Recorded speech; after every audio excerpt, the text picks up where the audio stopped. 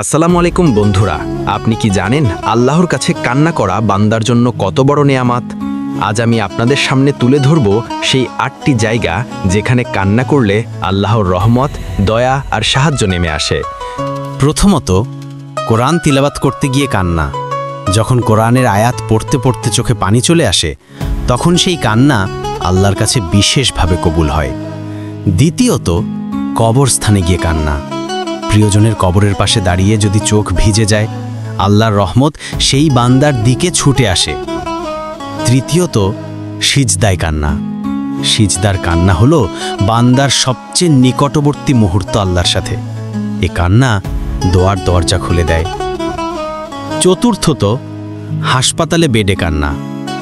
অসুস্থ অবস্থায় শুয়ে আল্লাহকে ডেকে যদি চোখে পানি আসে, আল্লাহ সেই দোয়া দ্রুত কবুল করেন।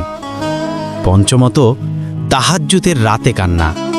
রাতের গভীরে যখন সবাই ঘুমিয়ে থাকে, তখন একা একা আল্লাহকে ডেকে কান্না করলে তার দয়া নেমে আসে। ষষ্ঠত, গুনাহ স্মরণ করে অনুতপ্ত হয়ে কান্না। নিজের গুনাহ মনে করে যদি চোখ ভিজে যায়, সেই চোখে আল্লাহ জাহান্নামের আগুন থেকে মুক্তি দেন। সপ্তমত, একাকিত্বে আল্লাহকে স্মরণ করে কান্না। যখন একা বসে শুধু আল্লাহকে মনে করে চোখের পানি ঝরে, ফেরেশতারা সেই কান্না লিপিবদ্ধ করে রাখে। অষ্টমত, জুলুম হলে আল্লাহকে ডেকে কান্না। মানুষ যখন তোমার উপর জুলুম করে আর তুমি আল্লাহকে ডেকে কান্না করো, তখন আল্লাহর সাহায্য অবশ্যম্ভাবীভাবে নেমে আসে। বন্ধুরা, এই 8টি জায়গায় কান্না শুধু চোখের পানি নয়, এটাই হলো আল্লাহর দরজায় নক করার সর্বশ্রেষ্ঠ উপায়। আল্লাহ আমাদের সবাইকে এমন কান্নার তৌফিক দান করুন।